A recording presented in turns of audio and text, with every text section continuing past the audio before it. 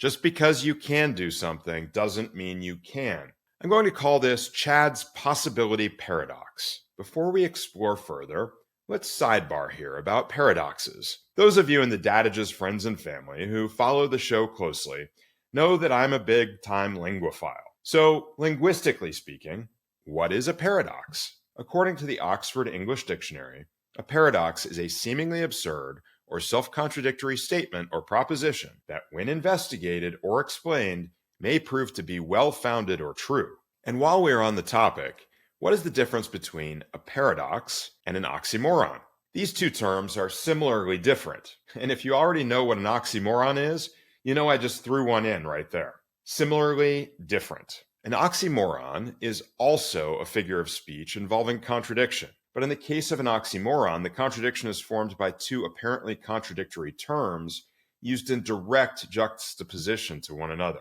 I tried to come up with other examples of oxymorons, but eventually I gave up because every example I could think of was either terribly good or amazingly awful. So rather than me trying to explain it further, here's an excerpt from a scene in one of the most underrated comedies of the early 90s, Oscar, starring Sylvester Stallone as a gangster attempting to reform and go legit. In the scene, Stallone, who plays Snaps Provolone, is talking to his speech tutor, Dr. Thornton Poole, played by the amazing Tim Curry, and one of his henchmen, Connie, played by the equally brilliant Chaz Palminteri. Connie says, "Even in the old days he was known as an honest crook." Dr. Poole replies, "That's an oxymoron." Connie responds, with his feelings hurt, "Gee, you shouldn't ought to said that, Doc."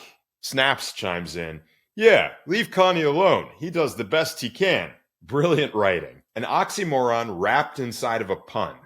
But I would expect nothing less from the writing team behind Oscar, Jim Mulholland and Michael Bari, who were the writers for Bad Boys, The Tonight Show starring Johnny Carson, and Late Night when it had David Letterman, as well as Amazon Women on the Moon. For those of you born after 1976, I recommend you go back and dig out the 1987 sci-fi farce, Amazon Women on the Moon. For those of us who were teenage nerds at the time, it was the pinnacle of cult films. We'll put links to the actual scene from Oscar, which I found on YouTube, as well as the feature films Oscar and Amazon Women on the Moon in the Dadage's bulletin board for those of you who are wise enough to take my movie advice and check them out. Thank you for indulging me in some linguistic and cinematic fun. Now back to Chad's possibility paradox. Just because you can do something doesn't mean you can. What does this really mean? I'm going to answer that question for you today and then illustrate this concept by looking back at one of the most overwhelming time periods in my life. Let's start today's discussion with physics for all of you science buffs out there. Well, physics and a t-shirt. I recently saw a guy with an awesome t-shirt in the bar of the new Virgin Hotel in New York City. For those of you who asked, that is where I was staying when I filmed my last episode with that awesome view of the Empire State Building over my shoulder. Anyway, this guy in the bar of the Virgin Hotel had a great t-shirt that read, "Science is like magic that really works."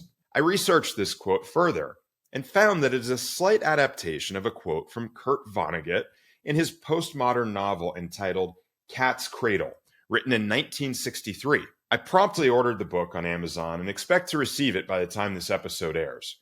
I'll let you all know what I think of it after I read it this fall, and we'll put a link in the bulletin board on dadages.com. So, let's talk physics. Specifically, let's talk Newton's third law. Do you remember from 8th grade science class what that one is? Well, I'm not just going to remind you about his third law, but I'm going to give you all three, because that's the kind of generous host I am.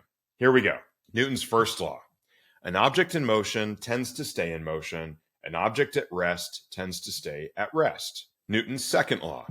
The force of an object equals its mass times acceleration, or F equals ma. As an aside, I will never ever forget this one, because my 8th grade science teacher was also my swim coach, and we had a swimmer on our team who was an exchange student from China named Frank Ma. My teacher used to say Newton's second law was the law of Frank Ma. F, as in Frank, equals ma.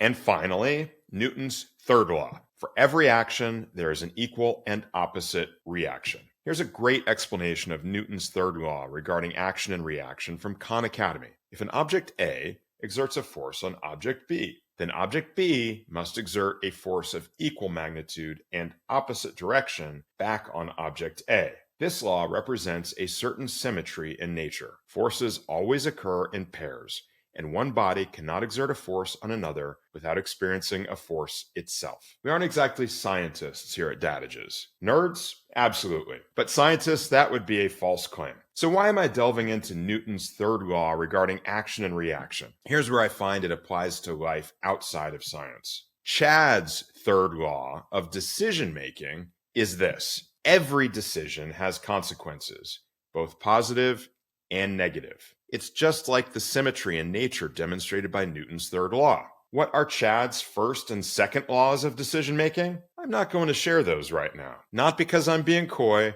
but simply because I haven't written them yet. If only I had a podcast and could devote time to writing about life advice and wisdom. Oh wait, I do. Well, I guess you can all be on the lookout for a series on Dadages devoted to Chad's 3 laws of decision-making. For now, though, we'll stick with number 3. Every decision in life has consequences, both positive and negative. I guess you can call this the law of the facts of life. Remember the old theme song from the show in the 80s? You take the good, you take the bad, you take them both, and there you have the facts of life. The facts of life.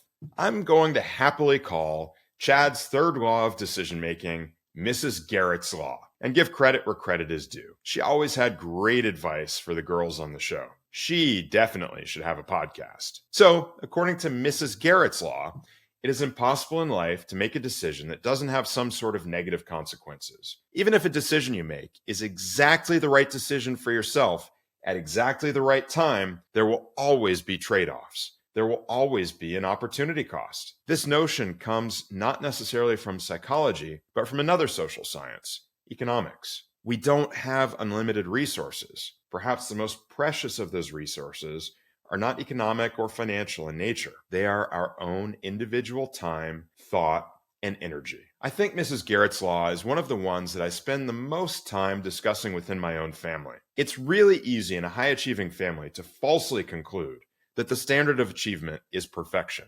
Pursuing perfection presents major problems. And if children believe that perfection is truly the standard, it can lead to paralysis, a complete inability to make decisions at all, and a massive impact on their self-esteem when they fail to meet impossible standards. There are no perfect decisions. Remember all the way back to episode 4 of Dadages, when I talked about limiting fallacies, and one particular type of limiting fallacy, the forced paradigm. As a reminder, a forced paradigm occurs when someone creates an unnecessary set of guidelines around a particular problem, which complicates the process of solving the problem or makes the solution completely impossible to attain. If the need to make a perfect decision is the paradigm surrounding any problem in life, there can be no solution. My boys struggle with this from time to time. I think this is part of the mindset Gen Z carries with them. And I do think it is at least partly a reflection of the significant role social media plays in their lives. The 20 to 30 second manufactured perspectives we all get to see every day on social media can easily convince us that perfection is an achievable standard.